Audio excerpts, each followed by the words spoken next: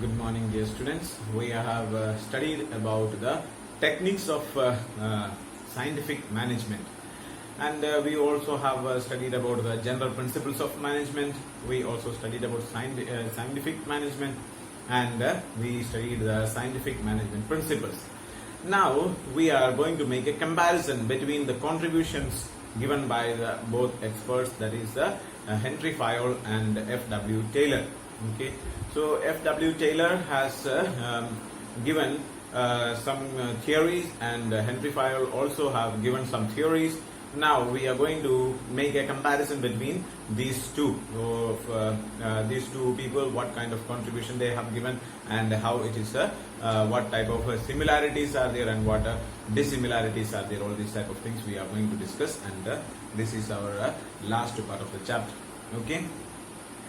So let us see, there are some similarities and dissimilarities in the contribution of both these specialists in the field of management.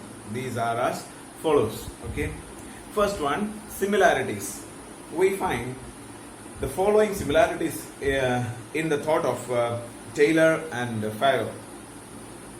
Solution to managerial problems. Both the management experts have presented solutions to the managerial problem based on their experience and experiments.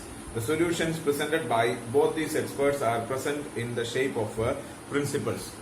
So the contributions of both the experts have been given as the solution for the managerial problems. So there are so many problems that the managers are facing, and these both experts are finding out some solutions for these managerial problems. So, and they make it as the principles.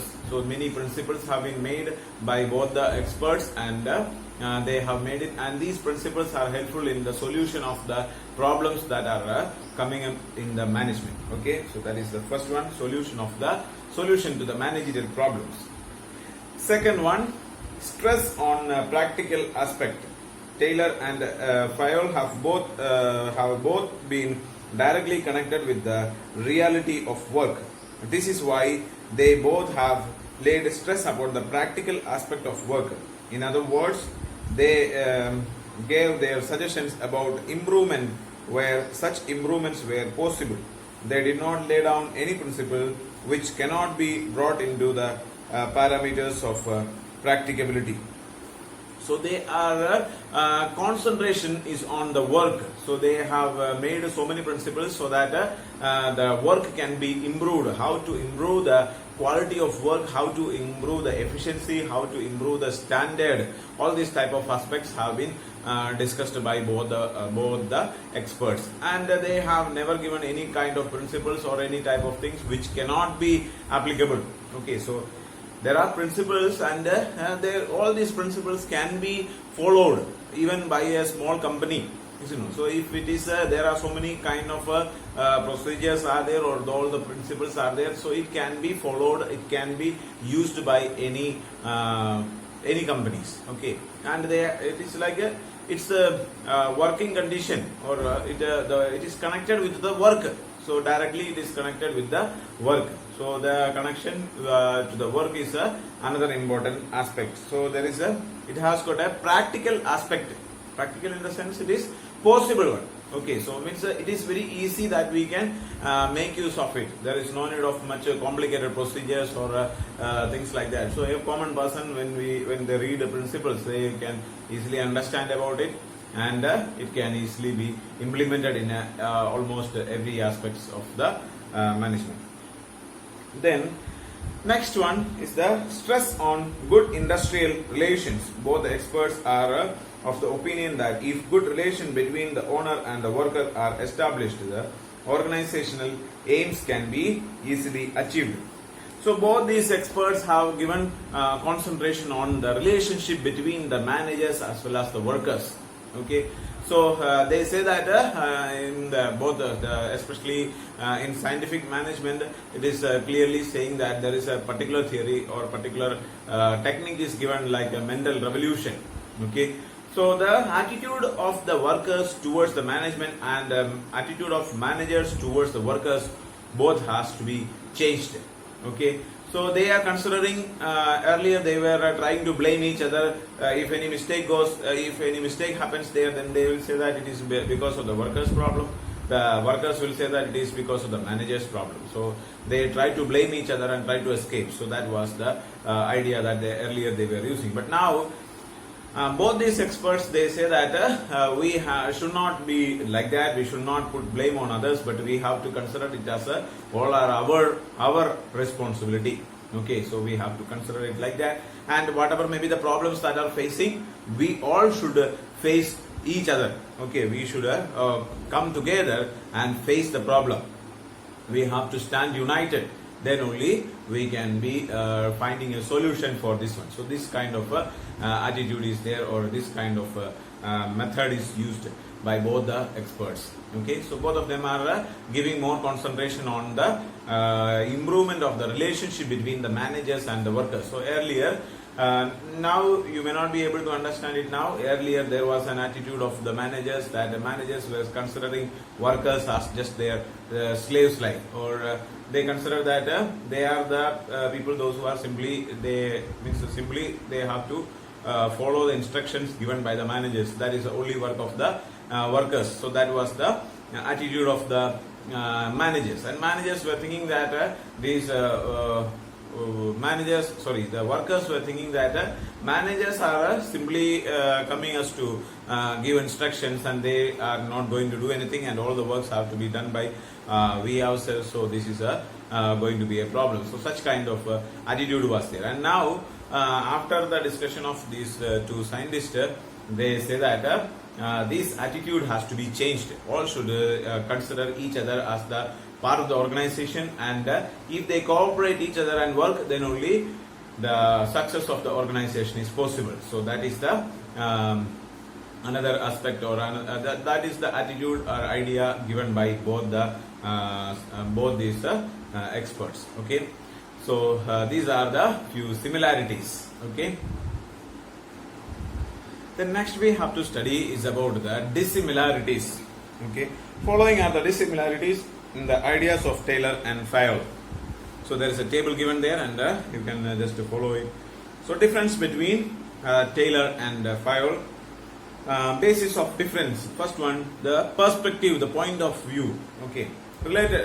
The Taylor's perspective is related to the production activities related to the factory area.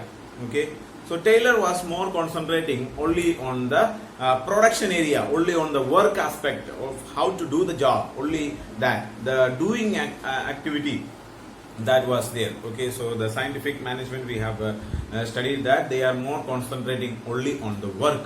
Okay, but whereas Fayol is related to the higher level of management. So the principles have been made for the higher level of management. So means we can say that the level, when we consider the perspective of Taylor was the lower level, and Fayol was considering to the upper level management. So top level managers, what the managers have to do. But whereas the Taylor's perspective towards the workers, so the improvement of the workers, that was the main concentration.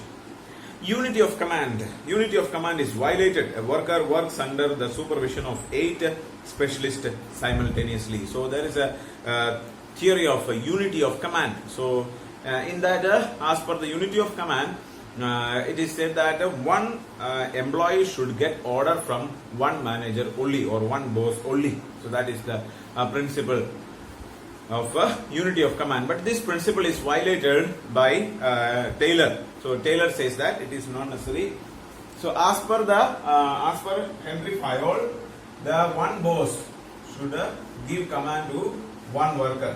So there is one worker and one boss. Means under this boss there may be many workers will be there, but he will give command to many workers. So like you can say there is another worker. So many workers will be there, but only one boss. One boss will be giving instruction to the one worker.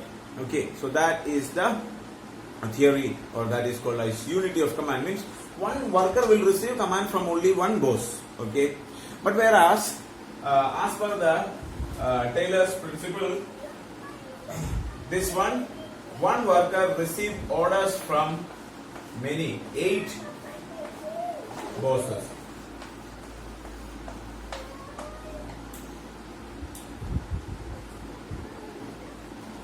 So there are 8 leaders are there. So we have studied that there is like a gang boss is there, or a repair boss, like a instruction card clerk, time and cost clerk. So many 8 functional foremanship we have studied, and in that there are 8 specialists are there, 8 supervisors are there. So all of them are giving instruction to the one worker. So 8 people are giving instruction to one worker. So here one worker is receiving command only from one boss, but here one worker is receiving command from 8 boss or 8 supervisors. So this is another difference.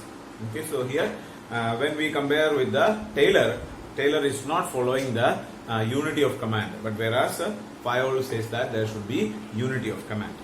Then applicability, it is applied in special situations, and Fayol's contributions are there. It is applicable in universally, anywhere or everywhere we can make use of it. But the Taylor's principles can be followed only in special situations, only on some circumstances.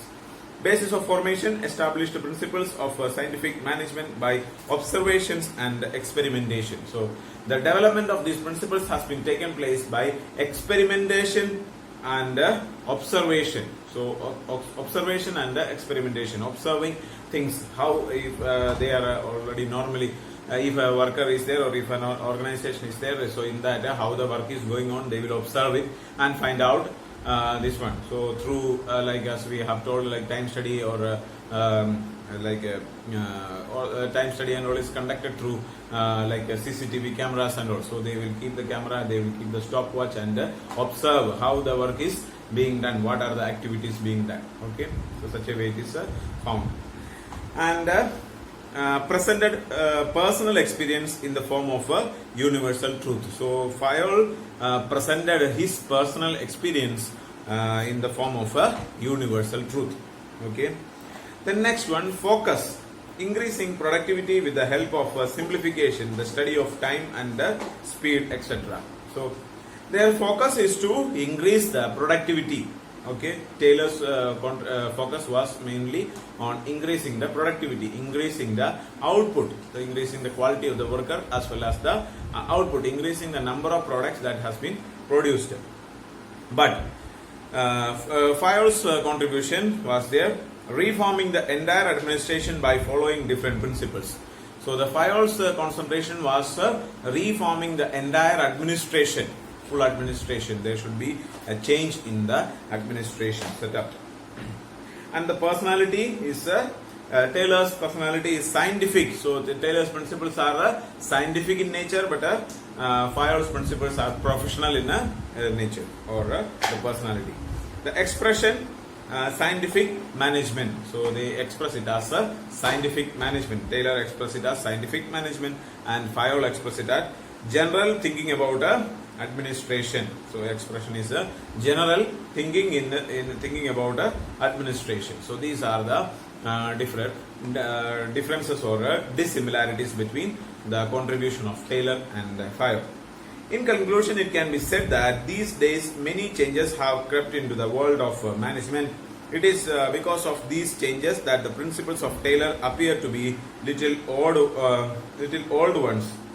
On the other hand, principles advocated by Fayol gets credence in the modern context.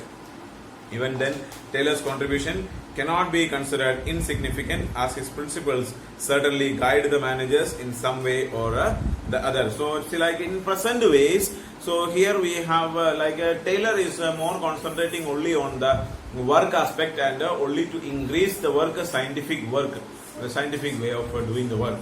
But whereas Fayol is more concentrating on the entire administration. So for improving the entire administration, he is trying, and his principles can be applied in anywhere in the world, or universal applicability is there.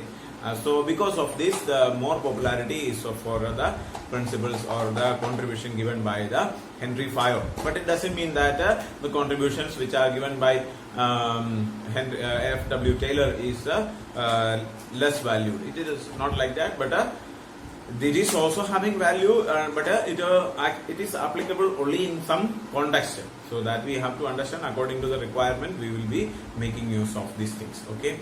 So these are the these are the principles of management. So far we have studied different type of principles. You have to study this chapter very nicely. So because this is one of the most important chapters in our book. Okay. So you may study nicely and try to understand the topics. Okay. Thank you so much.